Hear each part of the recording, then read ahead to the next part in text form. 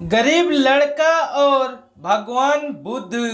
एक इतना गरीब लड़का था कि वह हर रोज खाने के लिए भटकता था और कहीं न कहीं से खाना इकट्ठा करता था, पर हर रोज उसका खाना गायब हो जाता था। एक दिन उसे पता चली कि एक चूहा उसका खाना चुराता है, तो उसने उस चूहे को पकड़ा और उससे पूछा कि तुझे पता है मैं इतना गरीब हूँ, फिर भी तू मेरा खाना चुराता है।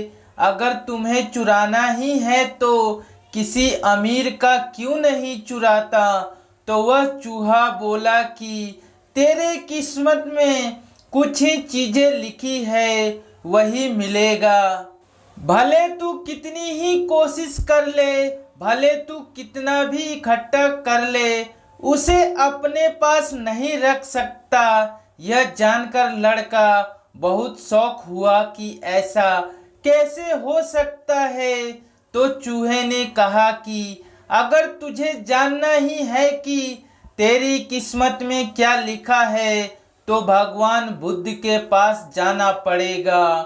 वही तुम्हें बता सकते हैं कि तुम्हारे किस्मत में क्या है। इसलिए वह लड़का भगवान बुद्ध से मिलने के लिए निकल पड़ा। चलते चलते बहुत रात हो गई थी, इसलिए रास्ते में उसने एक हवेली देखी और उस घर वाले से एक रात रहने के लिए इजाजत मांगी। उसे इजाजत मिल भी गई। हवेली वालों ने लड़के से पूछा कि वह इतनी रात को कहाँ जा रहा है। तो उसने कहा कि मैं बुद्ध के पास जा रहा हूँ अपनी किस्मत के बारे में पूछने के लिए। तो हवेली वालों ने कहा कि तुम भगवान बुद्ध से हमारा सवाल भी पूछोगे। हमारी एक 16 साल की लड़की है जो बोल नहीं सकती है, तो क्या करे जिससे इसकी आवाज आए।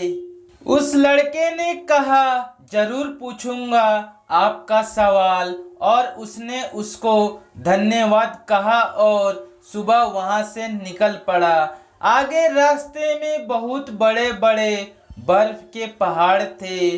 वह बड़ी मुश्किल से पहाड़ पर चढ़ा। उसे वहां एक जादूगर मिला। उसने उस लड़के से पूछा कि वह कहाँ जा रहा है। तो उसने कहा कि भगवान बुद्ध के पास जा रहा हूँ अपनी किस्मत के बारे में पूछने के लिए।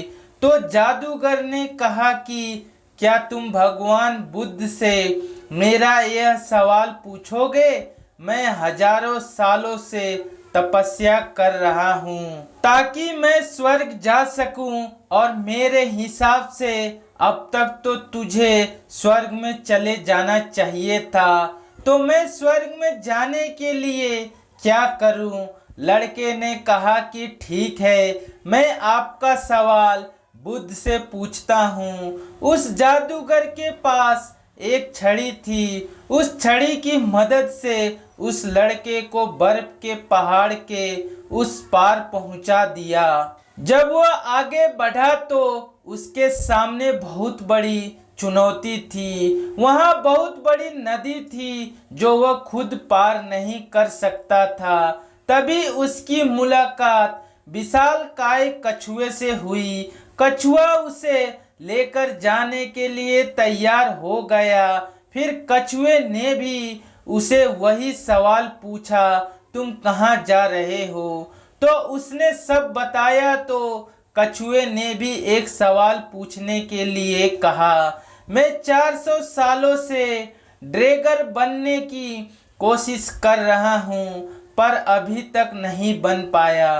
तो मैं ऐसा क्या करूँ जिससे मैं ड्रैगन बन जाऊं। लड़के ने कहा, मैं आपका सवाल जरूर पूछूंगा।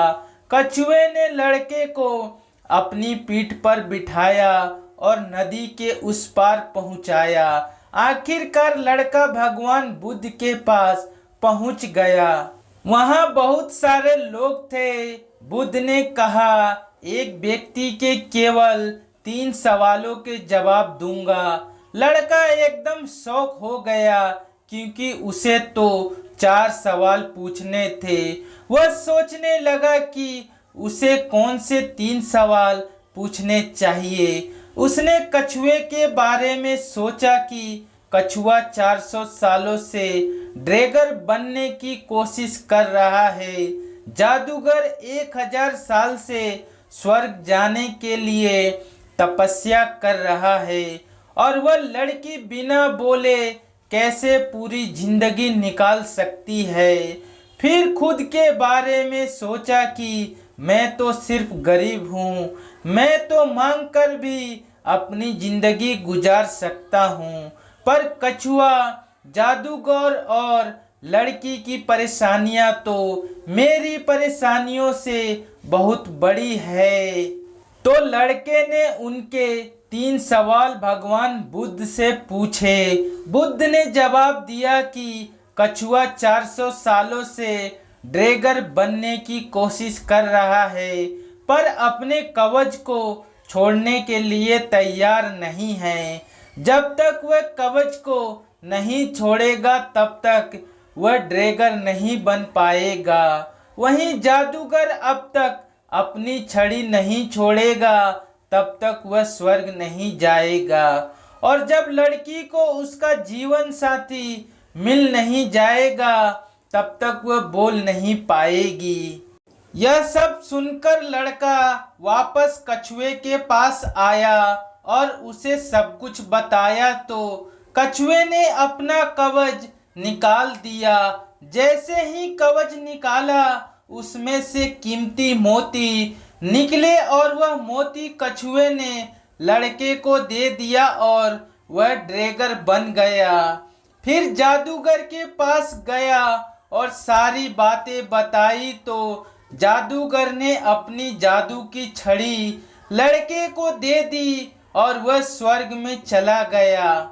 उसके बाद लड़का उसी हवेली में गया जहां उसने रात गुजारी थी। जब वहां गया तो लड़की सामने आई और बोली, उस रात हमारे हवेली पर तुम ही आए थे ना। इस तरह लड़के को पैसा, पावर और एक खूबसूरत जीवन साथी मिल गई।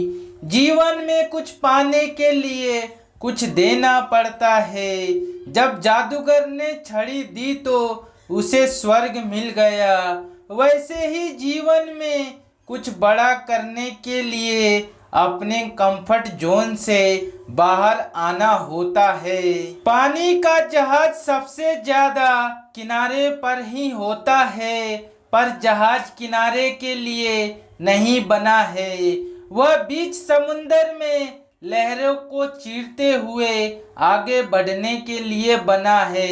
इसलिए जीवन में कुछ बड़ा करने के लिए रिस्क तो लेनी ही पड़ेगी। और अगर आपको लगता है कि आपके जीवन में प्रॉब्लम बहुत सारी है तो जरा एक नज़र डालिए उन लोगों पर जिनके पास रहने को घर नहीं है, खाने को रोटी नहीं है, कोई देख नहीं सकता, कोई चल नहीं सकता, कोई बोल नहीं सकता। क्या आपकी प्रॉब्लम उसके प्रॉब्लम से बड़ी है?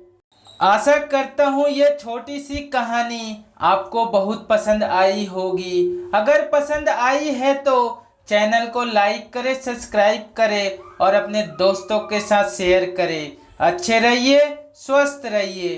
धन्यवाद।